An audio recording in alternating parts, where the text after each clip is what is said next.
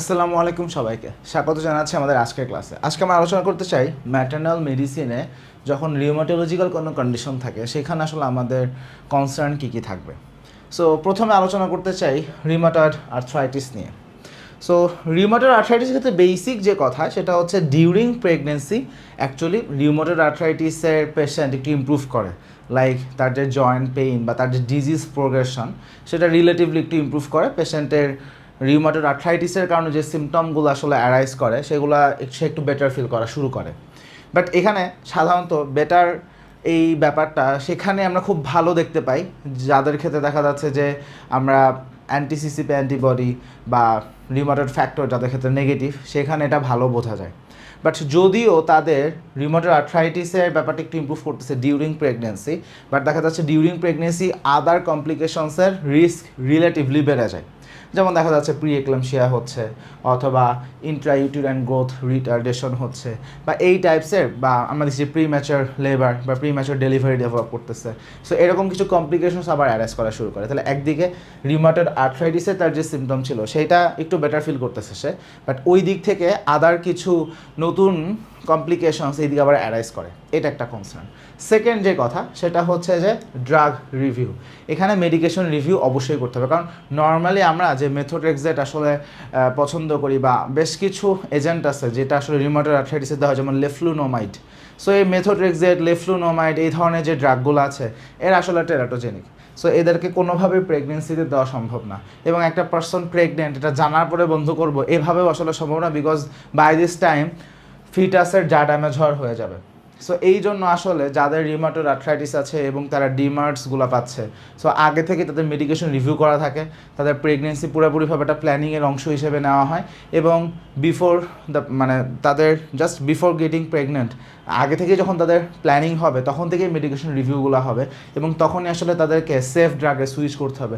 যেমন হয়তো বা সালফাসালাজিন, অ্যাজাথেরাপিন, এই ধরনের যে এজেন্টগুলো আছে, ইভেন এনএসআইডস 28 সপ্তাহ পর্যন্ত এনএসআইডসও দেওয়া যাবে। সো এই ধরনের এজেন্টে তাকে সুইচ করে নিতে হবে।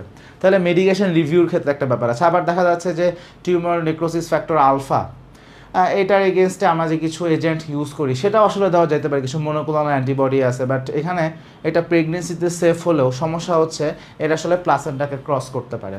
সো যখন তারা আসলে প্লাসেন্টাকে ক্রস করে বাচ্চার ক্ষেত্রেও একটা ইমিউনো সাপ্রেসেন্ট একটা ইফেক্ট আমরা সেখানে পাই। সো এই জন্য এই বাচ্চা যখন জন্ম নিবে, লাইক জাস্ট আফটার বার্থ, আমরা তো অনেকগুলো ভ্যাকসিন দিই, তাদের ক্ষেত্রে ভ্যাকসিন দেওয়ার ক্ষেত্রে আমাদেরকে সতর্ক থাকতে হবে। কোথায়? লাইভ ভ্যাকসিন এই ধরনের ইনফ্যান্টকে দেওয়া যাবে না। সো এটা হলো আমাদের একটা কনসার্ন। থার্ড যে ব্যাপার সেটা হচ্ছে জাস্ট আফটার ডেলিভারি দেখা যাচ্ছে যে মাদের ক্ষেত্রে রিউমাটয়েড আর্থ্রাইটিস ফ্লেয়ার আপ হয়। সো যেহেতু অনেকদিন ডিমার্টস বন্ধ ছিল, সো পরে দেখা যায় যে জাস্ট আফটার ডেলিভারি তাদের ক্ষেত্রে আমরা দেখি যে রিউমাটয়েড আর্থ্রাইটিস আসলে ফ্লেয়ার আপ হচ্ছে, এবং ফ্লেয়ার আপ হলে সেটাকে ম্যানেজ করার জন্য আমরা গ্লুকোকর্টিকয়েড ওই টাইমে খুব ভালো কাজ করে। সো এই হচ্ছে বেসিক কনসার্ন। তাহলে এখানে আমরা এবার ডেভিডসন থেকে একটু আসি, দেখি ডেভিডসন এখানে কী কী বলতেছে। তাহলে এখন প্রথম কথা হচ্ছে যে যাদের রিউমাটয়েড আর্থ্রাইটিস আছে প্রথমে ডেফিনেটলি তাদের একটা মেডিকেশন রিভিউ করতে হবে। মেডিকেশন রিভিউটা কিন্তু জাস্ট প্রেগনেন্ট হয়েছে জানার পরে করবো তা না, বরং প্রেগনেন্ট হওয়ার আগে থেকেই করতে হবে, আগে থেকে একটা প্রপার প্ল্যানিংয়ের মধ্যে তাকে আসতে হবে। তাহলে মেডিকেশন রিভিউ কি? আমি মেথোট্রেক্সেট তাকে দিতে পারবো না, আমি লেফ্লুনোমাইড তাকে দিতে পারবো না, মাইক্রোফেনোলাইট মোফেটিল দেওয়া যাবে না, জ্যাক ইনহিবিটর এগুলো আসলে আমি কোনোভাবেই দিতে পারবো না, বিকজ এগুলো টেরাটোজেনিক। সো এটার অল্টারনেটিভ কিছু সাবস্টিটিউট আছে। অল্টারনেটিভ সাবস্টিটিউটের মধ্যে যেগুলো একটু রিলেটিভলি সেফ ড্রাগ, যেমন গ্লুকোকর্টিকয়েড, হাইড্রক্সিক্লোরোকুইন, অ্যাজাথায়োপ্রিন, সালফাসালাজাইন, এই ধরনের যে এজেন্টগুলো আছে, বা এনএসআইডস যেটা আছে সেগুলোও দেওয়া যেতে পারে, বাট 28 সপ্তাহ আগ পর্যন্ত দেওয়া যাবে, 28 সপ্তাহ পরে দেওয়া যাবে না। বা টিউমার নেক্রোসিস ফ্যাক্টর আলফা যেটা কথা বললাম এগুলো দেওয়া যাবে, বাট এই ড্রাগগুলো ডেফিনেটলি দেওয়া যাবে না। এটাকে সাবস্টিটিউট করে অল্টারনেটিভ ড্রাগ আসলে আমাকে দিতে হবে। এখন কোশ্চেন আসতে পারে যে ড্রাগ না দিলে কি হবে? সো যদি পেশেন্টের ক্ষেত্রে এমন হয় যে রিউমাটয়েড আর্থ্রাইটিস আছে বাট ডিজিজটা অ্যাক্টিভ অবস্থায় আছে, তখন দেখা যাচ্ছে যে কিছু রিস্ক বেড়ে যায়, যেমন যে প্রি এক্লাম্পসিয়া হওয়ার রিস্ক বেড়ে যায়, প্রিটার্ম বার্থ প্রবাবিলিটি বেড়ে যায়, স্মল বেবিজ বা IUGR, intrauterine growth retardation. So এইগুলা হচ্ছে তাদের ক্ষেত্রে যাদের ক্ষেত্রে অ্যাক্টিভ ডিজিজ আছে। সো এই কারণে ডিজিজটাকে মেনটেন করা maintaining the disease control during pregnancy is very important. So আমাদেরকে জন্য সাবস্টিটিউট ড্রাগ দিতে হবে যেন এই কমপ্লিকেশনগুলো অ্যারাইজ না করে বা সেটার রিস্ক যেন আসলে কমে আসে। এখন নর্মাল কথা হচ্ছে rheumatoid arthritis as a disease সেটা আসলে প্রেগনেন্সিতে ইমপ্রুভ করে, অ্যাজ এ ডিজিজ প্রেগনেন্সিতে ইমপ্রুভ করে, এবং এই ব্যাপারটা তাদের ক্ষেত্রে আমরা বেশি দেখতে পাই যাদের আগে থেকে রিউমাটয়েড ফ্যাক্টর অথবা অ্যান্টিসাইক্লিক আমাদের সাইট্রোলিনেটেড যে পেপটাইড অ্যান্টিবডি আছে এইগুলো যখন নেগেটিভ থাকে, সেরো নেগেটিভ পেশেন্ট, তাদের ক্ষেত্রে এটা একটু বেটার দেখা যায়, কারণ সেরো পজিটিভ হলে সেখানে ডেফিনেটলি পেশেন্টের ডিজিজ সিভিয়ারিটি বেশি থাকে, আমরা সবাই জানি। সো এইটা যদি না থাকে সেটাই আসলে বেটার হয়। সো সেইখানে আমরা দেখবো যে পেশেন্টের একটু বেটার আউটকাম আসে। আচ্ছা, এখন এনএসআইস তো বলছি 28 সপ্তাহের পরে আর দেওয়া যাবে না যদি দিয়ে থাকে। এখন আমরা কিছু সেফ টিউমার নেক্রোসিস ফ্যাক্টর আলফার এগেনস্টে যে এজেন্টগুলো দিই, inhibitor of tumour necrosis factor alpha, এরা প্রেগনেন্সিতে অ্যাকচুয়ালি সেফ, এদেরকে দেওয়া যাবে। বাট ঝামেলা হচ্ছে এরা অ্যাক্টিভলি প্লাসেন্টাকে আসলে ক্রস করতে পারে। যেহেতু প্লাসেন্টাকে ক্রস করতে পারে সেই জন্য নিওনেট, সে বাচ্চা যখন জন্ম নিচ্ছে সেখানেও আমি দেখব ইমিউনোসাপ্রেশন হচ্ছে।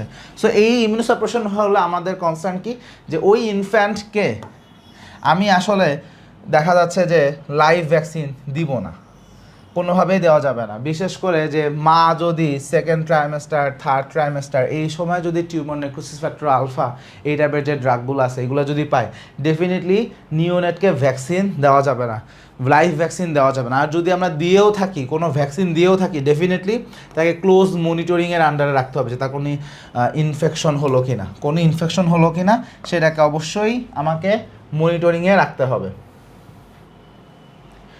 আচ্ছা, সো একটা কোশ্চেন চলে আসে, সেটা হচ্ছে কিছু বায়োলজিক থেরাপি, সেইখানে আমাদের এক্সপিরিয়েন্স কেমন। এবং কিছু বায়োলজিক থেরাপি আছে, যেমন একটা হচ্ছে উস্তেকিনুম্যাব, তারপরে একটা হচ্ছে আমাদের ভেডোলিজুম্যাব। এগুলো প্রেগনেন্সিতে দিলে কেমন এক্সপিরিয়েন্স হয় ব্যাপারটা লিমিটেড, আমাদের হাতে খুব বেশি ডাটা নাই, বাট কিছু এক্সপিরিয়েন্স সাজেস্ট করে যে এই ড্রাগগুলো থার্ড ট্রাইমেস্টারের আগ পর্যন্ত আমরা চাইলে দিতে পারি। আমরা থার্ড ট্রাইমেস্টারের আগে চাইলে দিতে পারি। তাহলে ডিউরিং প্রেগনেন্সি আমরা কোন কোন ড্রাগ দিতে পারবো, এটা হচ্ছে আমাদের এখানে মূল শিক্ষা। তাহলে আমি লেফ্লুরোমাইড, মেথোট্রেক্সেট এগুলো দিতে পারবো না, আর আমি আদার কোনগুলো দিতে পারবো সেইগুলো হচ্ছে আমার এখানে কষ্ট। তাহলে আমি গ্লুকোকর্টিকয়েড দিতে পারতেছি, অ্যাজাথায়োপ্রিন দিতে পারছি, সালফাসালাজাইন দিতে পারতেছি, হাইড্রোক্লোরোকুইন বা হাইড্রক্সিক্লোরোকুইন সেটা আমি দিতে পারতেছি।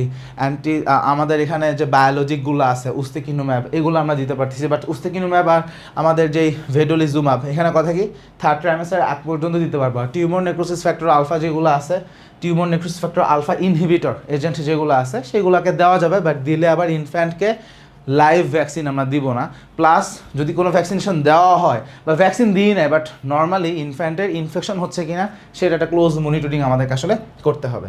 এখন লাইক প্রেগনেন্সি শেষ, টার্মিনেশন অফ প্রেগনেন্সি হয়ে গেছে বা বাচ্চা ডেলিভারি হয়ে গেছে, সো এরপরে কি, তখন আমরা দেখি পোস্টপার্টাম যে পিরিয়ড, সেই পোস্টপার্টাম পিরিয়ডে ডিজিজ ফ্লেয়ার ডেভেলপ করে। সো এই যে ডিজিজ ফ্লেয়ার ডেভেলপ করে, এখানে আসলে সেরোলজি যাই হোক, সেরোলজিক্যালি পজিটিভ পেশেন্ট হোক, সেরোলজিক্যাল নেগেটিভ পেশেন্ট হোক, whatever it is, flare আমরা রিগার্ডলেস সবার ক্ষেত্রেই দেখতেছি। এখন এইখানে ফ্লেয়ার যখন হয় সেটা পরে দেখা যাচ্ছে ব্রেস্ট ফিডিংয়ে সেটা একটা প্রবলেম ক্রিয়েট করে। সো পেশেন্টের ইনফ্যান্ট কেয়ার নিতে পারে না, সো মা বাচ্চার কেয়ার নিতে পারে না, সো এটা একটা হিউজ একটা প্রবলেম। সো আমরা এখানে কি করতে পারি, সো ফ্লেয়ার আপ হইলে পোস্টপার্টাম ফ্লেয়ার আপের জন্য আমরা এখানে গ্লুকোকর্টিকয়েডস দিতে পারি। এটা একটা গুড শর্ট টার্ম অপশন আমাদের জন্য টু কন্ট্রোল সাচ ফ্লেয়ার। আর এরপরে তো ডেফিনেটলি রিমার্ড আমাদেরকে স্টার্ট করতে হবে, যেটা আমি প্রেগনেন্সিতে বন্ধ রাখছিলাম। এখন এখানে আমাদের একটা চার্ট একটু দেখতে হবে, সেটা হচ্ছে আমরা কোন কোন ড্রাগ দিতে পারবো, কোন কোন ড্রাগ দিতে পারবো না। So safety of antirheumatic drugs in pregnancy and breast feeding, লেখাটা একটু ছোট, তাও আমি এটাকে জাস্ট ডিসক্রাইব করার চেষ্টা করি। তাহলে প্রথমে আসি অ্যাজাথায়োপ্রিন। অ্যাজাথায়োপ্রিন প্রেগনেন্সিতে সেফ, ব্রেস্ট ফিডিংয়ে সেফ, তাহলে অ্যাজাথায়োপ্রিন সবসময় দিতে পারবো। সেকেন্ড হচ্ছে সাইক্লোস্পোরিন। সাইক্লোস্পোরিন প্রেগনেন্সিতেও সেফ, ব্রেস্ট ফিডিংয়েও সেফ, কোনো প্রবলেম নাই, বাট ডাটা অন ব্রেস্ট ফিডিংটা একটু limited, but cyclosporine can be given, সহজ কথা। এবার সেই সাইক্লোফসফামাইড আসলে দেওয়া যাবে না প্রেগনেন্সিতে। Cyclophosphamide can not be given, breast ফিডিংয়েও দেওয়া যাবে না। সো এখানে ডেফিনেটলি অল্টারনেটিভ ড্রাগ চিন্তা করতে হবে। তাহলে আমাদের যে রিউম্যাটিক ড্রাগ যেগুলো আছে প্রেগনেন্সি বা ব্রেস্ট ফিডিংয়ে কোনটা দিব না সেটার আলোচনা হচ্ছে। তাহলে অ্যাজ আ থেরাপি সাইক্লোস্পিরিন পারবো, সাইক্লোফসফামাইড পারবো না। স্টেরয়েড বা গ্লুকোকর্টিকয়েড ডেফিনেটলি সবসময় দেওয়া যাবে, এবং ডিজিজ ফ্লেয়ারে শর্ট টার্ম ম্যানেজমেন্টে গ্লুকোকর্টিকয়েডস আমরা আসলে ইউজ করি। এবার সেই hydroxychloroquine definitely safe during pregnancy, breast ফিডিংয়েও দেওয়া যাবে, কোনো প্রবলেম নাই। জ্যাক ইনহিবিটর বা জেনাস অ্যাক্টিভেটেড কাইনেস ইনহিবিটর, এইগুলাকে আমরা সাধারণত আসলে দিচ্ছি না। So can not be given in pregnancy, can not be given in breast feeding. Leflunomide আমরা রিউমেটয়েড আর্থ্রাইটিসে বাংলাদেশে ফ্রিকুয়েন্টলি ডাক্তার ইউজ করতে দেখি। সো এটাও আসলে দেওয়া যাবে না, ব্রেস্ট ফিডিংয়েও দেওয়া যাবে না, প্রেগনেন্সিতেও দেওয়া যাচ্ছে না। আচ্ছা, লেফ্লুনোমাইড নিয়ে একটু কথা আছে। আমরা তো প্রেগনেন্সির আগে ডেফিনেটলি প্ল্যানিং করতে হবে, এখন যে লেফ্লুনোমাইড পায়, লেফ্লুনোমাইডের ক্ষেত্রে it should be stopped 2 years before planning of pregnancy. মানে একটা পেশেন্ট লেফ্লুনোমাইড পাচ্ছে, সে প্রেগনেন্সি প্ল্যানিং করতেছে, তাহলে ওষুধ বন্ধ করার পর অ্যাটলিস্ট 2 বছরের একটা গ্যাপ থাকতে হবে, তাহলে লেফ্লুনোমাইডটা এই জন্য উইমেন অফ চাইল্ড বিয়ারিং এজের ক্ষেত্রে দেওয়ার আগে আমাদের অসংখ্যবার চিন্তা করতে হবে যে যার ফ্যামিলি প্ল্যানিংয়ের টার্গেট আছে, যে সে আরেকটা মেম্বার আনতে আগ্রহী। সো এই ধরনের পার্সনকে লেফ্লুনোমাইড দেওয়ার আগে 10 বার চিন্তা করা উচিত। কারণ যদি কোনো মহিলা পেশেন্ট লেফ্লুনোমাইড পায়, তাহলে সেটা তার বিফোর প্রেগনেন্সি, অ্যাটলিস্ট 2 বছর বিফোর প্ল্যানিং প্রেগনেন্সি তার বন্ধ করতে হবে। So the time duration is huge. আচ্ছা, বাট জ্যাক ইনহিবিটর সেটা জাস্ট বিফোর প্ল্যানিং প্রেগনেন্সি বন্ধ করলেই হয়। আবার সে মেথোট্রেক্সেটও স্বাভাবিকভাবে আমি ব্রেস্ট ফিডিংও দিতে পারবো না, প্রেগনেন্সিতেও দিতে পারবো না, খুব কমন কথা। So can not be given. এখন প্রেগনেন্সি কত আগে বন্ধ করবো, এটা হলো question. Methotrexate should be stopped 3 months before pregnancy. Methotrexate should be stopped 3 months before planning of pregnancy. Like যারা প্ল্যানিং করতেছে অ্যাটলিস্ট মানে যেই সময়টা তাদের টার্গেট, অ্যাটলিস্ট তার 3 মাস আগে থেকে বন্ধ রাখতে হবে। তাহলে before planning pregnancy stop 3 months before planning pregnancy. তাহলে মেথোট্রেক্সেট 3 মাস আগে বন্ধ হবে, লেফ্লুনোমাইড 2 বছর আগে বন্ধ হবে। এবার সে মাইক্রোফেনোলেট মোফেটিল, এটাও দেওয়া যাবে না, প্রেগনেন্সিতেও দেওয়া যাচ্ছে না, ব্রেস্ট ফিডিংয়েও দেওয়া যাচ্ছে না। আর এটা জাস্ট বিফোর প্ল্যানিং প্রেগনেন্সি যে কোনো সময় বন্ধ করতে হবে। জ্যাক ইনহিবিটর আর mycophenolate mofetil just before planning বন্ধ করা যায়, বাট লেফ্লুনোমাইড মেথোট্রেক্সের টাইম ডিউরেশন আছে। মেথোট্রেক্সের 3 মাস, লেফ্লুনোমাইড 3 বছর। এনএসআইডস আমি প্রেগনেন্সিতে দিতে পারবো 28 সপ্তাহ আগ পর্যন্ত। প্রেগনেন্সিতে দেওয়া যাচ্ছে, তাহলে ব্রেস্ট ফিডিংয়েও আমরা দিতে পারবো, কোনো সমস্যা নাই। এবার সে সালফাসালাজাইন, ইট ইজ সেফ, এটা আসলে প্রেগনেন্সিতে দেওয়া যাবে, ব্রেস্ট ফিডিংয়েও দেওয়া যাবে। কিন্তু সালফাসালাজাইন দিলে মাকে তার সাথে এক্সট্রা ফলিক অ্যাসিড সাপ্লিমেন্ট দিতে হবে। তাহলে যদি তাকে সালফাসালাজিন দিই প্রেসক্রাইব উইথ ফলিক অ্যাসিড, তাহলে ফলিক অ্যাসিড সাপ্লিমেন্ট তাকে প্রোভাইড করতে হবে। জাস্ট এটা হলো কনসার্ন। এবার সে ট্যাক্রোলিমাস, এটা এক ধরনের ক্যালসিনিউরিন ইনহিবিটর, এটা আমরা প্রেগনেন্সিতেও দিতে পারবো, ব্রেস্ট ফিডিংয়েও দিতে পারবো, কোনো সমস্যা নাই। আর tumour necrosis factor alpha inhibitor, এটা প্রেগনেন্সিতে ডেফিনেটলি দেওয়া যাবে, ব্রেস্ট ফিডিংয়ে ডেফিনেটলি দেওয়া যাবে, কিন্তু নিওনেটকে লাইভ ভ্যাকসিন দেওয়া যাবে না, কনসিডারেশন হচ্ছে এটা। সো মোটা দাগে কোন কোন ড্রাগ দেওয়া যাবে আর কোন কোন ড্রাগ দেওয়া যাবে না তার একটা গ্রস সুন্দর আইডিয়া আমাদের এখান থেকে হয়ে গেল। আচ্ছা, রিউমেটয়েড আর্থ্রাইটিসের পরে যে কন্ডিশনটা নিয়ে একটু কথা বলছি, সেটা হচ্ছে সিস্টেমিক স্ক্লেরোসিস। এখন দেখা যাচ্ছে কি একটা মহিলার আগে থেকেই সিস্টেমিক স্ক্লেরোসিস আছে, তার এখন প্রেগনেন্সি, আমরা এখন আমাদের কনসিডারেশন কী হবে? সহজ কথা, এখন আমাদের যে এই সিস্টেমিক স্ক্লেরোসিস, এটার মধ্যে আসলে কয়েক রকম আমরা আসলে ক্লিনিক্যাল প্যাটার্ন পাই, তাই না? একটা limited cutaneous systemic sclerosis, diffuse cutaneous systemic sclerosis, আবার ক্রেস্ট সিনড্রোম।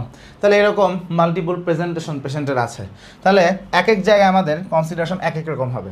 বাট গ্রস কথা বলি, সেটা হচ্ছে যাদের ক্ষেত্রে ডিফিউজ সিস্টেমিক স্ক্লেরোসিস থাকে, তারা যদি প্রেগনেন্ট হয়, তাদের ক্ষেত্রে সমস্যা কি? তাদের এই ডিফিউজ সিস্টেমিক স্ক্লেরোসিসের একটা কমপ্লিকেশন হিসেবেই পালমোনারি হাইপারটেনশন থাকে, রেনাল ইনভলভমেন্ট থাকে, দেখা যাচ্ছে স্ক্লেরোডার্মা, রেনাল ক্রাইসিস, এরকম থাকতে পারে। তাহলে রেনাল ইনভলভমেন্ট থাকে, এবং এরকম যদি থাকে poor outcome, the outcome is poor, risk to the mother and fetus is very much more. তাহলে একটা হচ্ছে ডিফিউজ সিস্টেমিক স্ক্লেরোসিস, যদি এটা থাকে এবং সেইখানে পালমোনারি হাইপারটেনশন হয়ে গেছে অথবা পেশেন্টের রেনাল ইনভলভমেন্ট আছে, আমরা পোর আউটকাম পাই। আবার দেখা যাচ্ছে যে সিস্টেমিক স্ক্লেরোসিস ডেভেলপ করছে, সেটা যেই টাইপেরই হোক না কেন, বাট লাস্ট 4 বছরের মধ্যে লেস দ্যান 4 ইয়ার্স ডিজিজটা অনসেট, ডায়াগনোসিস না কিন্তু অনসেট লেস দ্যান 4 ইয়ার্স, এই টাইম ডিউরেশনের মধ্যে যদি হয়ে থাকে, সেখানেও মাদার অ্যান্ড ফিটাস তাদের প্রতি আসলে কিছু রিস্ক তৈরি হয়। সো এখানে একটু আউটকামটা একটু পোর আউটকাম আসে। এখন যেগুলো একটু মাইল্ড ফর্ম অফ ডিজিজ,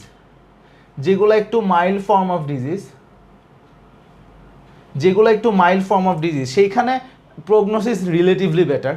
কিন্তু আমাদেরকে এটা মাথায় রাখতে হবে যে ডিফিউজ কন্ডিশন, ডিফিউজ কিউটিনাস, আমাদের সিস্টেমিক স্ক্লেরোসিস, পালমোনারি হাইপারটেনশন বা রেনাল ইনভলভমেন্ট, আর যদি পেশেন্টের লেস দ্যান 4 ইয়ার্স, সেইখানে আমাদের একটু আউটকাম একটু খারাপ আছে। বাট মাইল্ডার ফর্ম অফ ডিজিজ, সেখানে প্রগনোসিস রিলেটিভলি বেটার।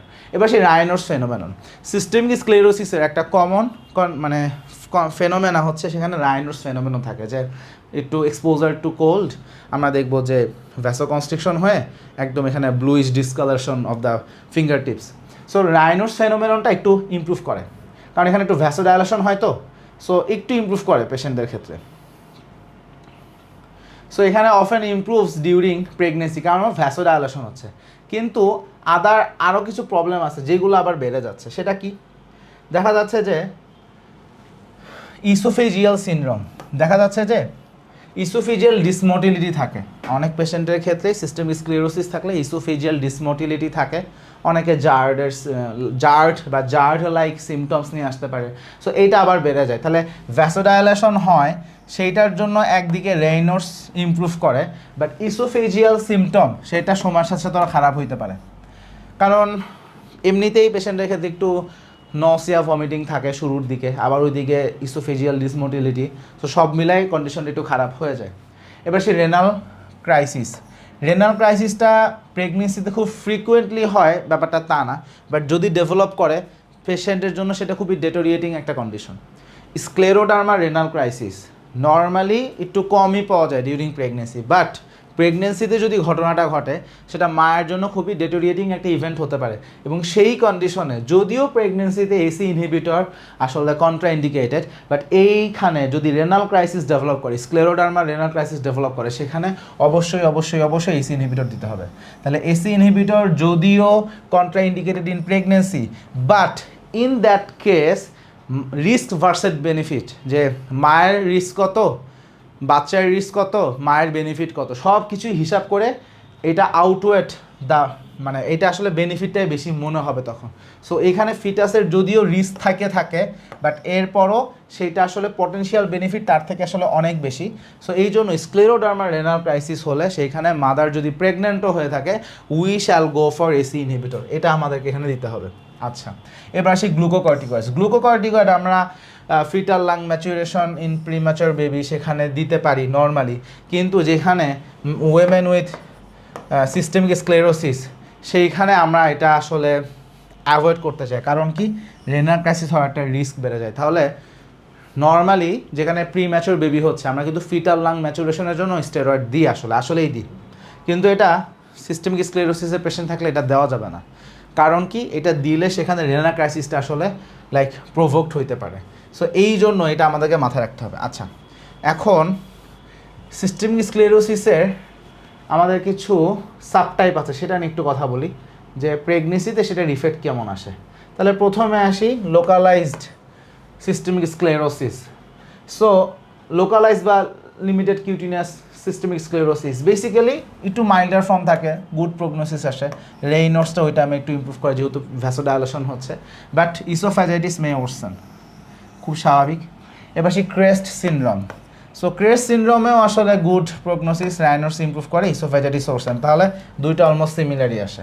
বাট ঝামেলা হচ্ছে ডিফিউজ কিউটিনিয়াস সিস্টেমিক স্ক্লেরোসিসে, এখানে কি প্রিটার্ম ডেলিভারি রিস্ক বেড়ে যায়, প্রি এক্লামশিয়ার রিস্ক বেড়ে যায়, ফিটাল গ্রোথ রেস্ট্রিকশন বা IUGR এটা আমরা হইতে দেখতে পারি, লো বার্থ ওয়েট বেবিস থাকে, maternal and fetal mortality rate খুব বেশি। তার মানে ডিফিউজ সিস্টেমিক স্ক্লেরোসিস এইটা আসলে সবচেয়ে খতরনাক কন্ডিশন। সো এই হচ্ছে মোটা দাগে সিস্টেমিক স্ক্লেরোসিস নিয়ে কথা। আচ্ছা, এবার আসি SLE নিয়ে। এসিলি পেশেন্ট ভেরি ইম্পর্ট্যান্ট। কারণ কি, প্রেগনেন্সি এই সকল পেশেন্টের ক্ষেত্রে যদি হয়, ম্যাটার্নাল আউটকামও খারাপ হয়, ফিটাস আউটকামও খারাপ হয়। সাকসেসফুল প্রেগনেন্সি যে হয় না তা না, সাকসেসফুল প্রেগনেন্সি হয়, but there are some grave risk to the foetus and to the mother. তাহলে প্রেগনেন্সি ইন উইমেন যাদের সিস্টেমিক লুপাস এরিথ্রোম্যাটাসিস আছে, এসএলই আছে, তাদের ক্ষেত্রে মাদার এবং ফিটাস দুইজনের প্রতি কিছু রিস্ক আসলে থাকে। স্পেসিফিকভাবে যদি এমন হয় যে লুপাস নেফ্রাইটিস ডেভেলপ করে গেছে, স্পেশালি যদি এরকম হয় যে লুপাস নেফ্রাইটিস ডেভেলপ করে গেছে, সেইখানে কন্ডিশন আরও বেশি খারাপ হওয়া দেখা যায়। সো যদি রেনাল ইনভলভমেন্ট যদি সেখানে থাকে, সেইখানে মাদারের প্রতি রিস্ক আসলে বেড়ে যায়। সো দেখা যাচ্ছে যে আলটিমেটলি কী কী মাদার বা ফিটাসে কী কী হইতে পারে, একটা হচ্ছে প্রি এক্লামশিয়া, একটা হচ্ছে থ্রম্বোসিস, মানে লাইক সিম্পলি যে থ্রম্বোটিক যে ইভেন্টগুলো হয়, তারপরে ফিটাল গ্রোথ রেস্ট্রিকশন বা আইইউজিআর, প্রিটার্ম ডেলিভারি, মিসক্যারেজ। আমরা সবাই মিসক্যারেজটা মাথায় রাখি, বাট এগুলো মাথায় রাখতে হবে। Preeclampsia, thrombosis, fetal growth restriction, preterm delivery and fetal death. So miscarriage আর ফিটাল ডেথের মধ্যে পার্থক্য কী? মিসক্যারেজ হচ্ছে বাচ্চাটা অ্যাবর্শন হয়ে গেল, আর ফিটাল ডেথ হচ্ছে inside the uterus dead fetus. So this very high risk. Second কথা হচ্ছে ডিউরিং দ্য পিউরপেরিয়াম, রিউমাটয়েড আর্থ্রাইটিসে যেমন ফ্লেয়ার আপ হয়, এখানেও তেমনি ঠিক লুপাস একটা ফ্লেয়ার হইতে পারে। তাহলে ডিউরিং প্রেগনেন্সিও অবস্থা খারাপ, জাস্ট পিউরপেরিয়াম পিরিয়ড সেখানেও অবস্থা খারাপ, কারণ সেখানেও আসলে ফ্লেয়ার হইতে পারে। এখন good control of the disease is very important. যে সকল পেশেন্টের এসএলই আছে, তারা যখন কনসিভ করে সেই মোমেন্টে good disease control is very important. তাহলে এখানে আমাদেরকে অবশ্যই পেশেন্টকে এমন কিছু ডিজিজ মডিফাইং ড্রাগ দিতে হবে, ডিমার্স দিতে হবে, যেন এটা কন্ট্রোলে থাকে। বাট কোন ডিমার্স দিতে পারবো? যে একটু আগে আমি একটা চার্ট দেখাইলাম যে সালফাসালাজাইন, অ্যাজাথায়োপ্রিন, হাইড্রোক্সিক্লোরোকুইন, এগুলো আমরা দিতে পারি। সো যেগুলো সেফটি নেটের মধ্যে আসে, একটু সেফটি প্রোফাইল আছে, সেইগুলো চাইলে এখানে আমরা আসলে আমাদেরকে দিতে হবে, আসলে এখানে কোনো বিকল্প নেই দেওয়ার। তাহলে আচ্ছা, সো অ্যাক্টিভ ডিজিজ হইলে কমপ্লিকেশনগুলো আসলে বেশি হয়, বাট যাদের ডিজিজটা কন্ট্রোলে আছে at least for the last 6 months, তাদের ক্ষেত্রে আমরা কমপ্লিকেশন রিলেটিভলি কম দেখি। সো এখানে একটা সাকসেসফুল প্রেগনেন্সির জন্য খুবই well controlled disease important. So আগে থেকে পেশেন্টের প্ল্যানিং করতে হবে, প্ল্যানিংয়ের মধ্যে থেকে বিফোর দ্য প্রেগনেন্সি তাদের প্ল্যানিং অনুযায়ী প্রেগনেন্সিতে যখন তারা করতে আগাইতে চায়, সো তার 6 মাস আগে থেকে অ্যাটলিস্ট ট্রাই করতে হবে যেন ডিজিজটা খুব ভালোভাবে কন্ট্রোলে থাকে। তখনই আমাদের এই অ্যাডভার্সিটিসগুলা রিস্কটা রিলেটিভলি আসলে কমে যায়। বাট আদারওয়াইজ অ্যাক্টিভ ডিজিজ থাকলে দিস ইজ ভেরি ডিফিকাল্ট। আচ্ছা, এখন ডিজিজ অ্যাক্টিভিটি আসলে ডিউরিং প্রেগনেন্সি এটা কেমন, এটা বোঝাটা একটু ডিফিকাল্ট, বাট স্টিল কিছু সিমটম যেমন oedema, hair loss, joint pain, fatigue, এইগুলা এসএলইতে যেমন অ্যাক্টিভভাবে পাই, তারপর নর্মাল প্রেগনেন্সিতেও আসলে সেম ঘটনাগুলো ঘটতে পারে। সো এই জন্য এটাকে আসলে বোঝাটা একটু টাফ, বাট ডিফারেন্সিয়েট করার জন্য আমরা একটা কিছু ক্রাইটেরিয়া দেখতে পারি। আমি ক্রাইটেরিয়াগুলো একটু দেখাচ্ছি। 15। সো কীভাবে আমরা বুঝবো যে কোনটা প্রেগনেন্সি রিলেটেড ইস্যু আর কোনটা ডিউ টু লুপাস নেফ্রাইটিস? যেমন হাইপারটেনশন, প্রোটিনিউরিয়া, তারপরে red cell cast in the urine, liver function test, anti DS DNA, complement level, এগুলো হচ্ছে আমাদের প্যারামিটার। এখন আমাদের এমনভাবে এটাকে চেক করতে হবে যেন আমরা সহজে এটাকে ধরতে পারি যে এটা আইদার এসএলই ফ্লেয়ার হয়েছে, অথবা এটা প্রি এক্লাম্পসিয়া হয়েছে, অথবা এটা নর্মাল প্রেগনেন্সির জন্য। তাহলে এক এক করে আমরা হিসাব করি।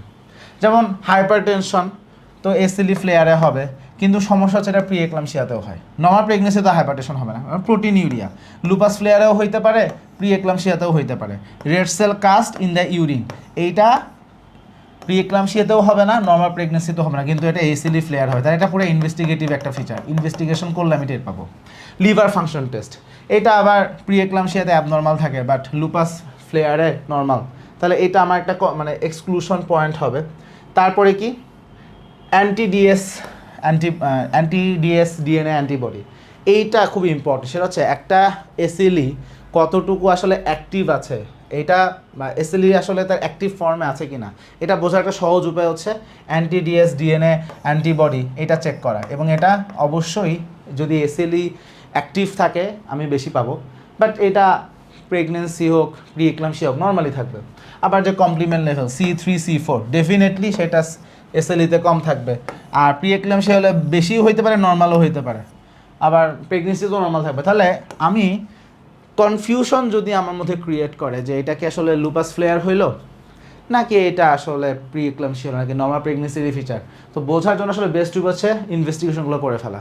যেমন অ্যাক্টিভ লুপাস, সেইখানে ডেফিনেটলি কমপ্লিমেন্ট লেভেল ফল করবে, C3 C4 যেহেতু কনজামশন হচ্ছে C3 C4 লেভেল কম হবে। অ্যান্টি-ডিএস ডিএনএ অ্যান্টিবডি সেটা আমরা চেক করবো। সো এবং red cell cast in the urine, red cell বা red cell cast in the urine. So এইভাবে আমরা এটাকে আসলে ডিফারেন্সিয়েট করব।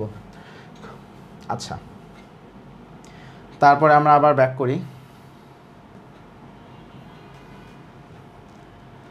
সো যে সকল পেশেন্টের এসএলই আছে তাদের ক্ষেত্রে একটা এক্সট্রা কাজ আমাদেরকে করতে হবে, সেটা কি অ্যান্টিরো অ্যান্টিলা অ্যান্টিবডি চেক করতে হবে। এটা কেন চেক করতে হবে? এটা সবার ক্ষেত্রে থাকে না। এসএলই আছে এরকম সব পেশেন্টের ক্ষেত্রে অ্যান্টিরো অ্যান্টিলা অ্যান্টিবডি এগুলো আসলে থাকে না, বাট যাদের ক্ষেত্রে থাকে তাদের ক্ষেত্রে কথা হচ্ছে এই অ্যান্টিরো আর অ্যান্টিলা এগুলো প্লাসেন্টাকে ক্রস করতে পারে। They can cross the placenta, এবং প্লাসেন্টাকে যখন ক্রস করে নিউনেটে চলে গেল, ফিটাসে চলে গেল, কারণ ফিটাসে চলে গেলে ফিটাসের এটার ইম্প্যাক্ট কি কমপ্লিট হার্ট ব্লক। সো ফিটাসের ক্ষেত্রে কমপ্লিট হার্ট ব্লক হবে, ফিটাসের ক্ষেত্রে কিউটিনিয়াস লুপাস হবে। তো কখন কোনটা হয়? অ্যান্টিরো অ্যান্টিবডি এইটা যদি ক্রস করে সেখান থেকে হবে কমপ্লিট হার্ট ব্লক, আর অ্যান্টিলা অ্যান্টিবডি সেটা যদি ক্রস করে সেখান থেকে বাচ্চার ক্ষেত্রে হবে কিউটিনিয়াস লুপাস।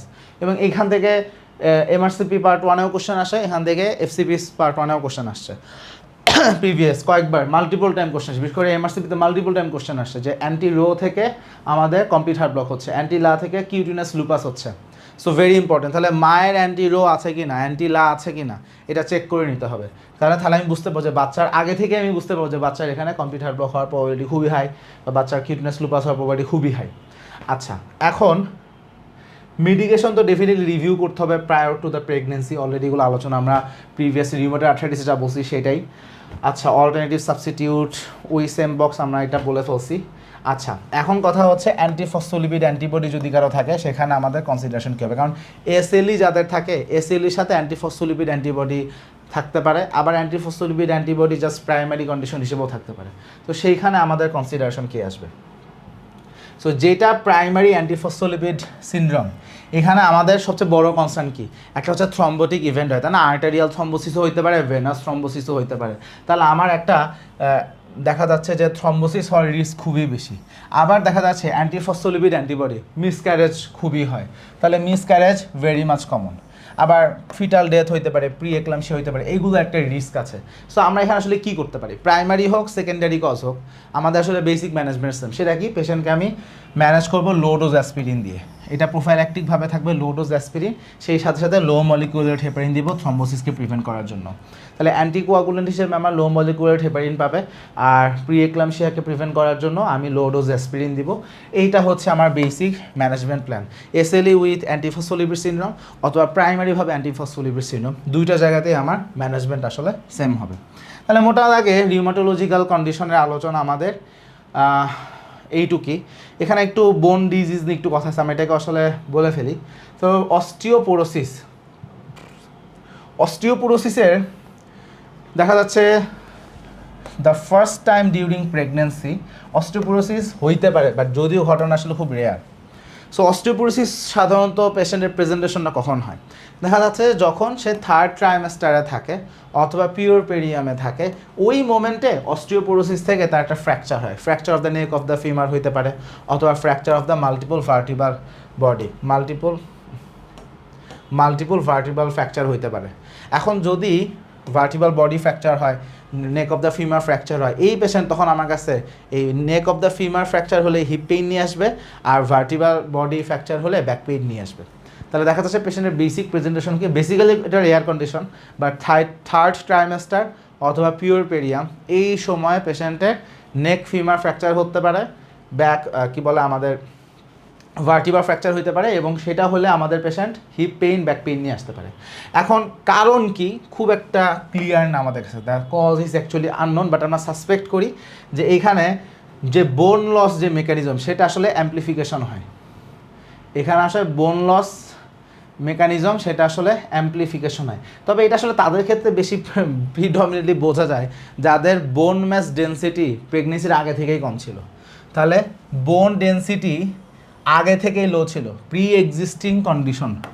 এইটা যাদের ক্ষেত্রে আছে যে আগে থেকেই বোন ডেনসিটি কম, তাদের ক্ষেত্রেই প্রেগনেন্সিতে অস্টিওপোরোসিসটা আমরা একটু বেশি দেখি।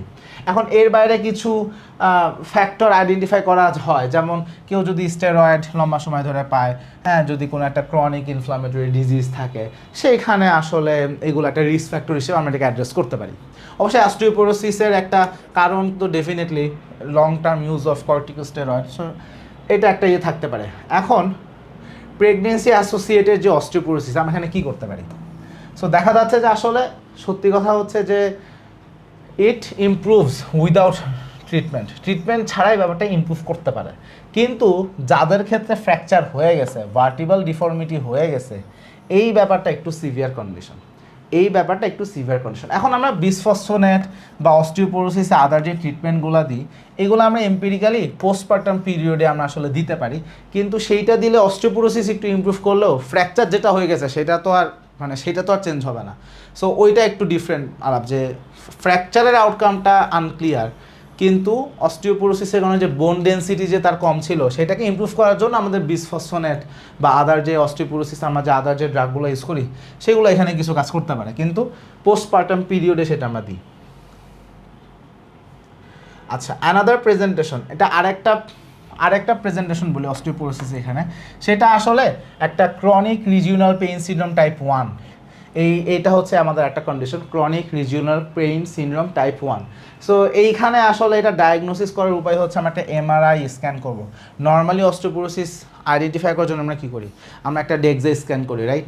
বাট এইখানে ক্রনিক রিজিওনাল পেইন সিনড্রোম আমরা একটা এমআরআই স্ক্যান করব, সেখানে দেখব কি বোন ম্যারোতে এডেমা হয়ে আছে অ্যাফেক্টেড সাইটে। সাধারণত দেখা যাচ্ছে যে হেড অফ দ্য ফিমার, এখানে আমরা সাধারণত দেখি যে ফিমারের যে হেড, এইখানে আসলে ইনভলভমেন্ট হয়। সো পেশেন্ট এখানে হিপের পেইন এখানে নিয়ে আসে। সো এটার ট্রিটমেন্ট আসলে সিমটোমেটিক ম্যানেজমেন্ট, এবং পোস্টপার্টাম পিরিয়ডে এটা স্পন্টেনিয়াস রিজলভ আসলে হয়ে যায়। সো এই ছিল মোটামুটি আমাদের ক্লাসের আলোচনা। সবাইকে অসংখ্য ধন্যবাদ।